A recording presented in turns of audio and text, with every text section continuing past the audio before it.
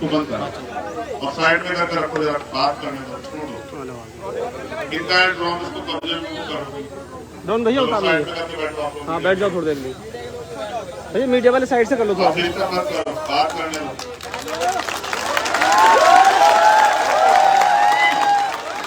शांत हो जाओ, शांत हो जाओ। मैंने वो इसलिए बंद करा कि आप मेरी बात पे गौर कर सको, क्योंकि जब तक आप मुझे सुनोगे नहीं, मेरी बात को समझोगे नहीं, तब तक उस बात पे आप नहीं चल पाओगे। इसका उदाहरण ये है कि मुझसे पहले भी बहुत सारे लोगों ने आपको महापुरुषों के रूप में वो आए और उन्होंने रास्ते दिखाए, आप लोग उस पर नहीं चले, तब इस वजह से आपके हालात जुगे तो बने हुए। तो इसलिए मैं फिर से आपको वही बातें बताऊंगा जो हमारे महापुरुषों ने कही, जो आज नहीं है, उनकी किताबें, उनकी बातें, उनके विचारों के रूप में हमारे बीच में, उसी रास्ते पे चल के हम लोग कामयाब हो सकते। तो क्योंकि आप यहाँ लंबे समय से इंतजार कर रहे हैं, धूप में बैठे हैं, मुझे गाड़ी में बैठे गर्मी लग रही थी, एसी चल रहा था, लेकिन आप यहाँ धूप में डटे हुए हैं, तो मैं आपका दोबारा से पुनः दोनों हाथ जोड़ के आपको जय भीम करता हूँ और आपका धन्यवाद करता हूँ। और मैं देख रहा हूँ, मैंने इनसे पूछा कि देखो इतनी माताएं बहनें क्यों खड़ी, उनके लिए कुर्सी की व्यवस्था क्यों नहीं। उन्होंने कहा कि इतना उम्मीद नहीं थी कि इतनी माताएं बहनें आ जाएंगी, इस वजह से वो हम लोग व्यवस्था नहीं कर पाए।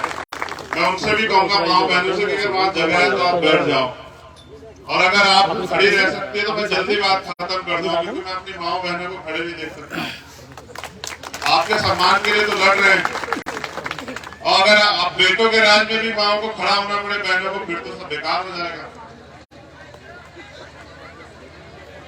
तो सबसे पहले जो आयोजक कमेटी है, मुझे एक लिस्ट दी गई है जिन्होंने बहुत मेहनत की, जिन्होंने ये प्रोग्राम ऑर्गेनाइज किया। हमारे भाई प्रधान सुखबीर सिंह जी, मैं उनका धन्यवाद करता हूं, क्योंकि जिस दिन से वो जुड़े थे उसी दिन से वो अपने तन मन धन उन्होंने इस आंदोलन में जुटाने का काम किया, वो लगे। मैं उनका, उनकी पूरी टीम का धन्यवाद करता हूँ। हमारे यहाँ के विधानसभा अध्यक्ष अशोक कुमार जी, ललित कुमार जी, हमारे जो जिला पंचायत सदस्य भाई प्रशांत जी, जिला प्रभारी रजत कुमार जी, ताहिर जी, जिला उपाध्यक्ष धर्मराज हल्दिया जी, परवेश कुमार जी, गजपाल सिंह जी, ओमवीर बोध जी, विजेंद्र सिंह जी, परविंदर सिंह जी, वीरेंद्र सिंह जी, विकास कुमार जी, सुमित कुमार जी, हमारे जो ग्राम प्रधान साथी हैं मोहम्मद अनवर भाई, प्रदीप प्रधान जी, मोहम्मद दिलशाद भाई, सलेख चंद्र जी जो रिटायर्ड सब इंस्पेक्टर हैं, लोकेंद्र कश्यप जी और सुंदर प्रजापति, और एक जो टीम जिन्होंने रिक्शा के माध्यम से पैदल जा जाके काम करके प्रचार किया, हमारे छोटे भाई हिमांशु जी, ऋषिपाल जी, सूरज सिंह जी, अनिल जी, कपोस जी, हरीश जी, रामकिशन जी, राकेश जी, कोमल जी और राजवीर जी, सुरेंद्र जी, मांगेराम जी, इन सब का बहुत बहुत धन्यवाद। हमारे भीम आर्मी के जो जिलाध्यक्ष हैं और जो हमारे मंडल के सम्मानित नेता यहाँ बैठे हुए हैं, रोहित सागर जी, विवेक सैन जी मेरे साथ चल के आए, भाई बिलाल सारंगपुरे शायर हैं, हमारे उत्तराखंड के प्रदेश अध्यक्ष भाई महक सिंह जी, भाई फिरोज जी, हमारे जो अन्य जिला पंचायत के मेंबर साथी यहाँ हैं, मैं उनका भी बहुत बहुत धन्यवाद करता हूँ। और अपनी बात को शुरू करने से पहले अपने भारत में जो समय समय पे संत गुरु महापुरुष जन्मे, मैं उनको सबको नमन करता हूँ, क्योंकि अगर वो ना होते तो शायद आज एक गरीब का बेटा, प्राइमरी स्कूल के हेडमास्टर का बेटा इस मंच पे नहीं बोल रहा। उन्होंने अपना पूरा जीवन वंचित और शोषितों को अपने पैरों पे खड़ा करने के लिए लगाया। इसके लिए उन्होंने अपने 4-4 बच्चे कुर्बान किए, आपके मेरे जैसे। जब आदमी पिता बनता है तब उसको एहसास होता है कि बच्चा उसके लिए क्या होता है, उसकी संतान उसके लिए क्या होता है। जब आदमी अपने पिता को खोता है तब बेटे को एहसास होता है उसने क्या खोया। जब वो माँ को खोता है तब उसको एहसास होता है कि उसने क्या खोया। हमारे ऐसे रहबर, ऐसे महापुरुष जिन्होंने अपने 4-4 बच्चों को कुर्बान किया, जिन्होंने अपने पूरी जिंदगी को निछावर किया, अपना खून का एक कतरा निछावर किया हमारे लिए कि हम स्वाभिमान सम्मान का जीवन जी पाए। राष्ट्रपिता ज्योतिबा फूले, छत्रपति साहू जी महाराज, चौधरी महाराज सिंह भारती, महामना रामसू वर्मा, बाबू जगदेव प्रसाद कुशवाहा, जननायक कपूरी ठाकुर, परम पूज्य डॉक्टर बाबा साहब अम्बेडकर, मान्यवर दीना भाना वाल्मीकि साहब, मान्यवर काशीराम साहब, ऐसे महापुरुष जिन्होंने अपना सब कुछ सुख चैन त्याग दिया। माँ रमाबाई, माँ सावित्रीबाई फूले, माँ अवंतिकाबाई लोधी, माँ झलकारी कोरी, माँ फूलन देवी, ऐसी सभी वीरांगनाओं को भी नमन करता हूँ। अब मैं बस आपसे कुछ देर बात करना चाहता हूँ, क्योंकि मेरा आपका चुनावी रिश्ता नहीं है, मेरा आपका संघर्ष का रिश्ता है, मेरा आपका खून का रिश्ता है, मेरा आपका परेशानियों का रिश्ता है। जिस जिंदगी में आप हैं उसी जिंदगी को मैं जी के आया हूँ, अभी भी बड़ा समाज हमारा उसी जिंदगी को जी रहा है। तो मेरा आपका दिल का रिश्ता है, और इस दिल के रिश्ते को हम लोग तब तक मजबूत रखेंगे जब तक हमारे अंदर आखिरी सांस, क्योंकि ये लड़ाई अन्याय अत्याचार को खत्म करके शोषित वंचित वर्ग को अपने पैरों पे खड़े करने की लड़ाई, और मैं अकेला इस लड़ाई को नहीं लड़ रहा हूँ। मेरे साथ पूरे देश के अंदर भीम आर्मी आजाद समाज पार्टी का एक एक समर्पित कार्यकर्ता, जो अपने परिवार से दूर होकर सुख चैन त्याग करके रूखी सूखी रोटी खाके साधन के रूप में मोटरसाइकिल, बस, ट्रेन से पूरे देश में आंदोलन चला रहा है, वो सब साथी मेरे जितने जिम्मेदार हैं और मेरे जितने ही जिम्मेदारी से समाज की लड़ाई को लड़ने का काम कर रहे हैं। सम्मानित साथियों, बड़े पैमाने पे यहाँ बहुजन समाज के लोग हैं।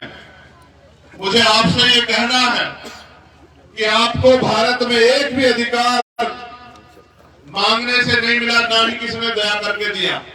जो भी अधिकार आपके पास है उसके लिए आपके बड़ों को, पूर्वजों को, महापुरुषों को बहुत सारी कीमत चुकानी पड़ी, क्योंकि अधिकार मांगने से नहीं मिलते, अधिकारों को छीनना पड़ता है। और बाबा साहब अम्बेडकर कह के गए कि जो अधिकार छीन लिए हैं उनको तो छीन कर ही वापस लेना पड़ेगा।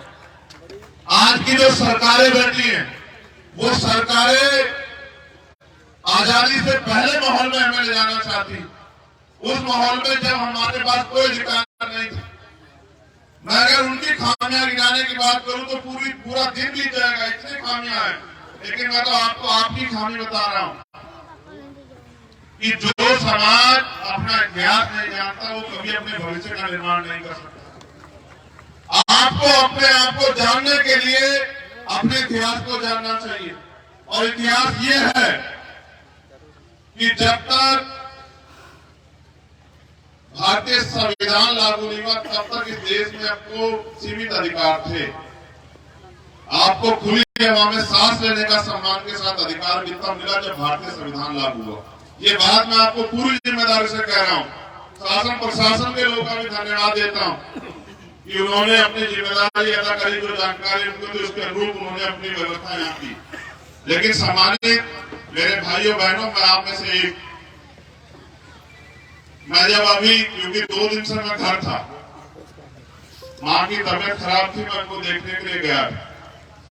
जैसी माँ आपके पास है, आप तो मेरी माँ हुई, लेकिन एक ऐसी माँ घर में भी बेटा होने का फर्ज अदा करने गया था। आज जब निकला तो उनके साथ एक तस्वीर खींच के निकला, ये कह के उनसे कि देखो मेरे पास बहुत करोड़ों माओं की जिम्मेदारी, आपको महापुरुषों का आशीर्वाद मिले, आप स्वस्थ रहो, लेकिन मैं उस जिम्मेदारी को भी, उस कर्तव्य पथ को भी नहीं त्याग सकता जो मेरे कंधों पे।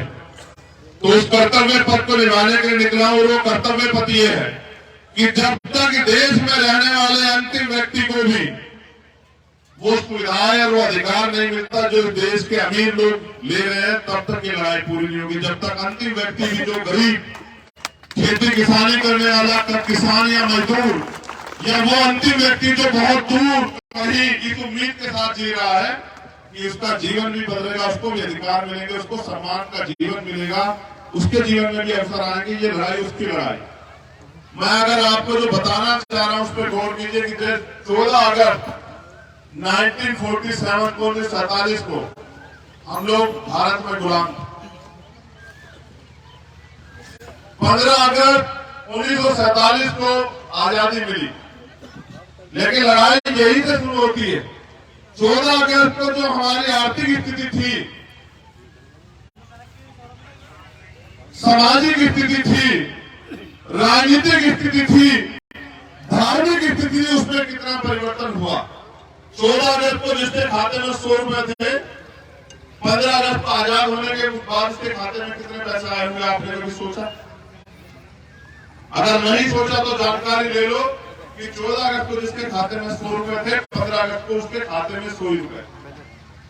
देश की जो पावर थी अंग्रेजों ने यहाँ के ताकतवर लोगों के हाथ में दे दी।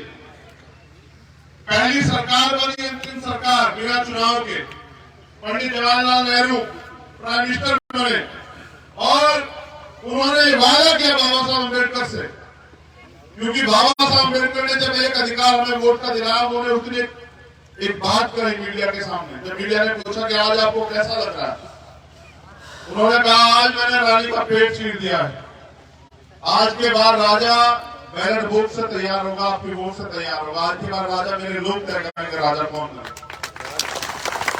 एक वो अधिकार और दूसरा अधिकार जब संविधान लागू हुआ तो पंडित जवाहरलाल नेहरू ने बाबा साहब अम्बेडकर से कहा संविधान में जो आपने लिखा है उसको लागू कराएंगे, हम आपसे वादा करें। लेकिन वो वादा सिर्फ छलावा साबित हुआ। छलावा इसलिए जैसे मैंने कहा 14 अगस्त को जो हमारी स्थिति थी, 15 अगस्त को भी वही थी। और फिर जब 26 जनवरी 1950 को संविधान लागू हुआ, पहली बार हमें अधिकार मिले। उन अधिकारों का प्रयोग करके पढ़ लिख के उस दिन से हमारी पढ़ाई लिखाई और आगे बढ़ने की सही स्थिति शुरू हुई। पढ़ लिख के हम अपने पैरों पे खड़े हुए, आरक्षण की वजह से रोजगार मिले, नौकरियां मिली। उन नौकरियों को मिलने के बाद हमारे जेब में पैसे आए, उन पैसों की बदौलत हमने अपने बच्चों को पढ़ाना शुरू किया, अपने घर बनाने शुरू किए, अपने साधन जोड़ने शुरू किए। तब जाके हम लोग इस देश में थोड़े बहुत खड़े हो पाए। मैं आपको समझाने का ये प्रयास कर रहा हूं कि देश तो आजाद हुआ, लेकिन आप आजाद नहीं हुए। आप आजाद कब होते कि आजादी के साथ जो गरीब था उसको भी इतने साधन और संसाधन मिलते जितने अमीरों के पास। आजादी हुई, गरीब गरीब रह गया, अमीर अमीर रह गया, और गरीबों को जो अधिकार मिले, आज की सरकारें उन अधिकारों को लूटने का काम कर रही। जो थोड़े बहुत अधिकार दलित पिछड़ों को मिले, आदिवासियों को मिले, सरकार की गंभीर नजर उन पे है कि किस तरह से इनके अधिकार छीन लें। ये आजाद भारत है, बहुत सारी शिकायतें हैं, लेकिन आपसे कहनी पड़ेगी। आप ये बताओ 14 अप्रैल अब आ रही है नहीं आ रही है? आप सब लोग अपने अपने गांव में बाबा साहब अम्बेडकर की जयंती मनाओगे। आप जाओ परमिशन मांगने के लिए, पहले तो आप प्रोग्राम करोगे, पुलिस के लोग आप कहेंगे भाई आपने परमिशन नहीं है। जब आप परमिशन मांगने को जाओगे तो कहोगे नहीं पढ़ता, चालू नहीं होगी। आप ये बताओ कैसी आजादी है जब हम अपने गांव में अपने महापुरुषों की जन्म जयंती नहीं मना सकते, तो बताओ हम कितने आजाद हुए थे। परमिशन आप देखो, भारत एक सेक्युलर कंट्री है। हर धर्म को धार्मिक आजादी है, हर धर्म को मानने वाले को धार्मिक आजादी है।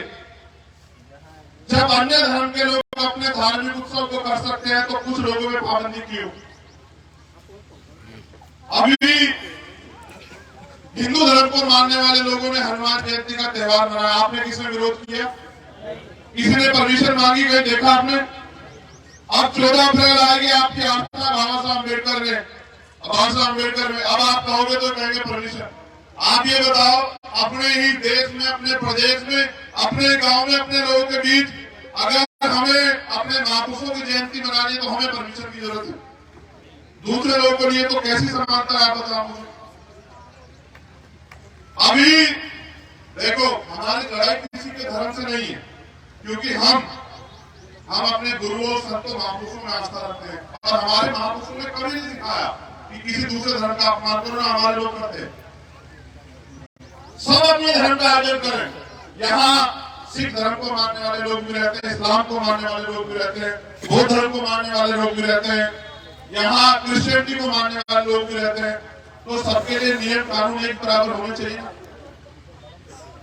एक को आप पूरी छूट दोगे, दूसरे को उसमें सरकारी खर्चा दोगे, पुलिस के अधिकारी की ड्यूटी लगाओगे कि जाओ उनके पैर दबाओ, और दूसरे को आप अपने महापुरुषों को फूल चढ़ाने से भी रोक दोगे।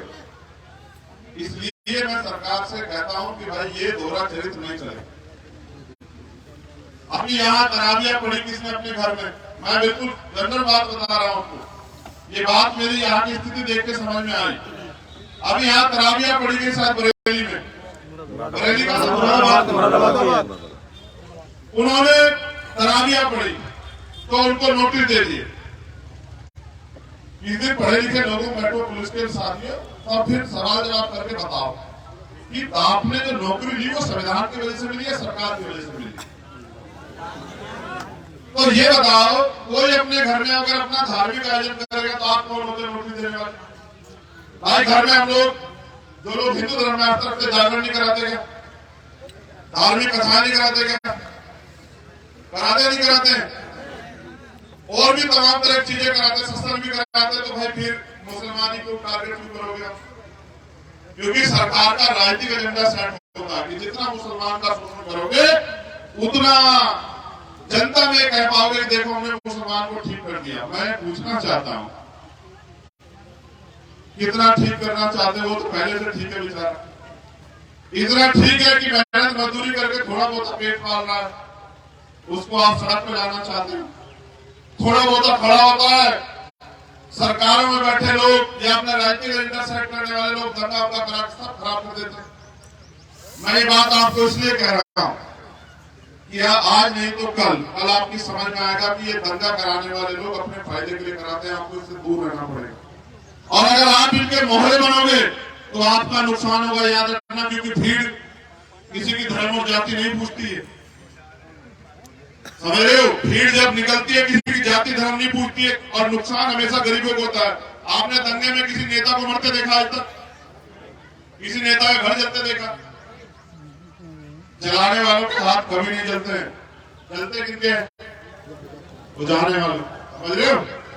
मैं बात स्पेशली अपने लोगों से कर रहा हूं कि आपका रास्ता कहां है? आपको संविधान को या लागू कराना है, आपको राजनीतिक शक्ति प्राप्त करनी है, आपको सरकारों में जाना है, आपको अपने बच्चों के लिए पढ़ाई के लिए स्कूल खोलने हैं। 60,000 स्कूल बंद कराए सरकार ने 9 साल में। उन प्राइमरी स्कूलों में किसके बच्चे पढ़ते हैं बताओ मुझे, हाथ उठा के। अमीरों के बच्चे पढ़ते हैं, गरीबों के बताओ? किसके यहाँ बच्चे पढ़ते हैं बताओ? गरीबों के स्कूल किसके लिए बंद हुए? अमीरों के लिए, गरीबों के लिए। और जब हम पढ़े लिखेंगे तो सवाल कैसे करेंगे? हमें जानकारी कैसे मिलेगी कि देश में क्या चल रहा है? सरकार स्कूल क्यों बंद कर रही है? इसलिए कि गरीब के बच्चे ना पढ़े। लड़ाई यहां से शुरू हुई कि जब एक गरीब व्यक्ति, उसकी बेटी, उसकी माँ, उसकी पत्नी, उसकी बहन, उसका बच्चा सरकारी अस्पताल के बाहर दम तोड़ देता, लड़ाई यहां से शुरू होती है। क्या उसको इलाज कराने का अधिकार नहीं है भारत में? पैसे वालों का इलाज होगा और गरीब लोग सड़कों पे दम तोड़ेंगे। लड़ाई जब तक गरीबों को भी अमीरों जैसा इलाज नहीं मिलता बराबरी का, तब तक लड़ाई जारी रहेगी। इसलिए ये होगा कब? देखो, मैंने आपको बताया कि देश तो आजाद हो गया, लेकिन आजादी तब मिली जब संविधान लागू हुआ। असल आजादी कब होगी? जब छात्रों में हिस्सेदारी मिलेगी। हम बार बार कहते हैं सरकार को जातिगत जनगणना करा दो, पता लग जाए किसकी कितनी जनसंख्या है और किस जाति के पास कितने रिसोर्स हैं, किसके पास कितनी नौकरियां हैं, किसके पास कितनी जमीन है, किसके पास कितना बिजनेस है। असल होना चाहिए था, आप भी सुनो मीडिया के लोग, जिस दिन देश आजाद हुआ हमें ये करना चाहिए था, अगर ईमानदार लोग कुर्सी पे बैठते तो अंतिम व्यक्ति को भी साधन प्रोवाइड करवाते। जैसे पिता अगर संपत्ति बांटता है तो कैसे बांटता है? अगर उसकी जेब में 100 रुपए और 4 बच्चे तो 25-25 बांटेगा ना। बराबरी तभी हुई ना, तब होता, तब आप गैर बराबरी की खत्म करने की बात करते, हमारे अधिकारों पे गलत बयानबाजी करते। जिस देश आजाद हुआ आपने गरीब को भी वही साधन दिए थे जो आपके पास, फिर आप देश की लाइन खींचते, फिर आप कहते जो आगे बढ़ पाया कि वो सही है, जो नहीं बढ़ पाया वो सही नहीं। इसलिए मैं आपसे कह रहा हूं कि देश आजाद हुआ, संसाधनों में वितरण नहीं हुआ, ना हमें जमीन मिली, ना हमें पैसे मिले, ना हमें रोजगार मिला, ना नौकरी मिली, कुछ भी नहीं मिला। इस बात को बाबा साहब अम्बेडकर समझते थे, उन्होंने आरक्षण की व्यवस्था इसलिए की कि कल जो कुर्सी में बैठे, ऊंची कुर्सी में बैठे लोग हैं, वो गरीबों के बच्चों को नहीं पढ़ने देंगे। और अगर आज इलेक्शन नहीं होता तो आपको कोई कुर्सी में बैठने नहीं देता। आज भी इतना जातिवाद है। इसका नमूना देखना हो तो ये देखो आप, अभी जो शायद मेरठ में हुआ, एक वाल्मीकि समाज के परिवार की शादी थी और ताकतवर व्यक्ति ने मना कर दिया कि मैं अपना वो नहीं दूंगा बैंक्वेट हॉल। जब पता लगा जाति में होगी, जब उनको पता लगा कि वो शादी वाल्मीकि समाज की है तो उसने मना कर दिया। ये बात मैं आपसे इसलिए कह रहा हूं क्योंकि जाति जो है वो जाति नहीं है। जाति आपके साथ रहेगी, आप अधिकारी कर्मचारी बन जाओ। अच्छा, हम सबकी लड़ाई करते हैं। अपर कास्ट में भी अगर किसी के साथ अन्याय होगा हमारे पास आए, हम लड़ते हैं, लेकिन नेता तो अपनी जाति के बच्चे ना। आज भी लोग मीडिया क्या लिखेगी, हमें दलितों के नेता यही लिखेगी ना, कभी ये लिखेगी सबके नेता नहीं लिखेगी ना, यही कहेगी ना, और दूसरे लोग सबके नेता हो जाएंगे। मैं आपको ये बताने के लिए आया हूं कि सरकारी नौकरियां खत्म हो रही हैं, सरकारी स्कूल बंद हो रहे हैं, एजुकेशन का बजट खत्म हो रहा है, हेल्थ का बजट कमजोर पड़ रहा है, देश की जीडीपी गिर रही है, बेरोजगारी की दर बढ़ रही है, भुखमरी में हम टॉप पे जा रहे हैं। ये इसलिए हो रहा है क्योंकि भारत में केंद्र में और स्टेट में जो उत्तर प्रदेश में सरकार है वो चंद पूंजीपति ताकतवर लोगों की सरकार है, उसका गरीबों से कोई लेना देना। अगर गरीबों को अपनी लड़ाई को आगे बढ़ाना, अपने अधिकार सुरक्षित रखने हैं तो उनको अपनी लड़ाई को मजबूत राजनीतिक रूप से करना पड़ेगा। मैं कभी आपके बीच में नहीं आया। मैं तो धन्यवाद करता हूं क्षेत्र का कि जब ललित यहां से लड़े, आपने 2-3 गांव ये पड़ते हैं 1100 वोट उनको दिए, उन्होंने मुझे नहीं बताया। मैं दोनों हाथ जोड़ कर धन्यवाद देता हूं कि आपने गरीबों के बच्चों पर भरोसा किया, दिल से धन्यवाद करता हूं। लेकिन जो अधिकार भारतीय संविधान देता है उनको लागू कैसे कराओगे अगर आपके पास राजनीतिक शक्ति नहीं? कानून कहां बनते हैं? कानून विधानसभा में बनते हैं, लोकसभा में, सड़कों में नहीं बनते। जब तक विधानसभा लोकसभा में आपके लोग नहीं जाएंगे तब तक आपके हित के लिए कानून कहां बनेगा? और जो कानून बने हुए हैं उनको लागू कराने के लिए चाहिए राजनीतिक शक्ति। जब आपके लोग कुर्सी में बैठे होंगे तो कानून पालन कैसे होंगे? तो आप इस देश में कब तक भुखमरी, बेबसी, लाचारी, गरीबी के साथ जीना चाहते हैं? क्या आपके मन में ये पीड़ा नहीं कि खत्म होनी चाहिए? कितने लोग चाहते हैं कि किसानों की, मजदूरों की, गरीबों की समस्याएं खत्म होनी चाहिए? हाथ खड़ा करके बताओ।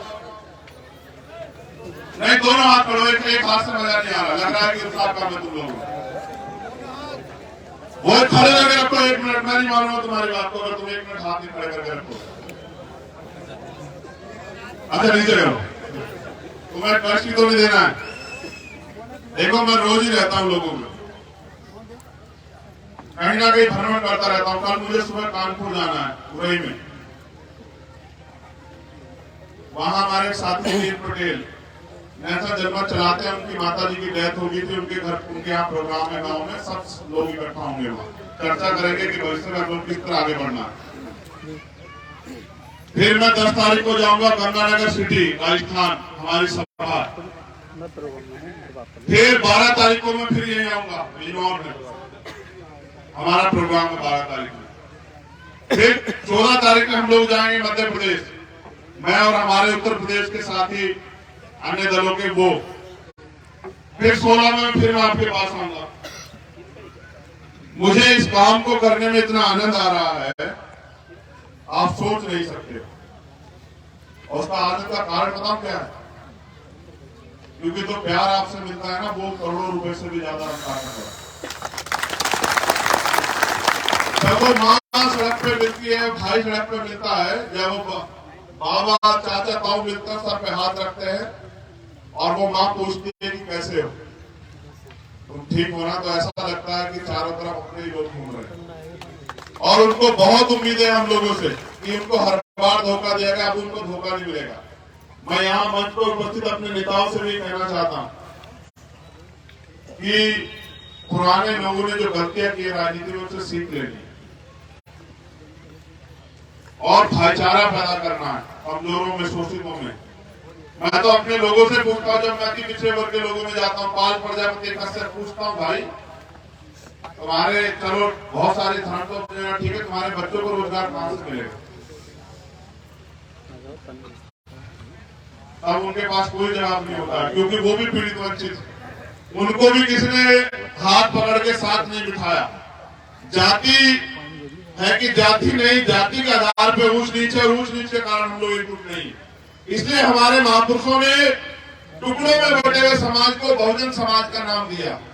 दलित, पिछड़े, आदिवासी, अन्य धार्मिक अल्पसंख्यक, और इनकी लड़ाई लड़ने के लिए लोगों को तैयार किया। मैं उनमें से एक, मैं आपका नेता नहीं, आपका बेटा हूं, आपका भाई। और इसलिए आपके बीच में हूं क्योंकि जो बहनें माँ बैठी हैं, बताओ तुम घर में रोजगार चाहती हो नहीं चाहती हो, तुम्हें रोजगार मिले, बताओ हाथ उठा के। ये मुझसे सच सुनना चाहते तो सुनो। मेरी माँ खेत पे जाती थी घास लेने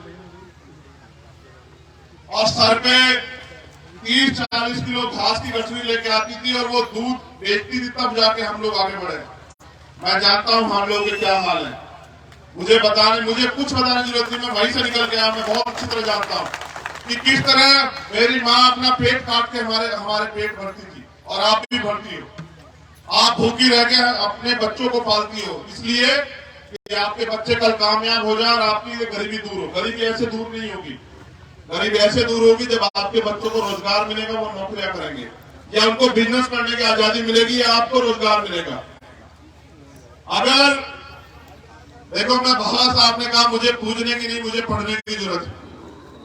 मैं मूर्तियों में नहीं, किताबों में आपसे भी कह रहा हूं, अपने महापुरुषों के विचारों पे चलोगे तो आपको कामयाब होने से कोई नहीं रोक सकता। सतगुरु रविदास जी महाराज ने क्या कहा सुना आपने? कहा, ऐसा चाहूं राज में जो मिले सब अनुवन, और छोटे बड़े सब संग से रविदास रहे पसंद। इसका मतलब समझते हो? मैं बताता हूं। आज से 650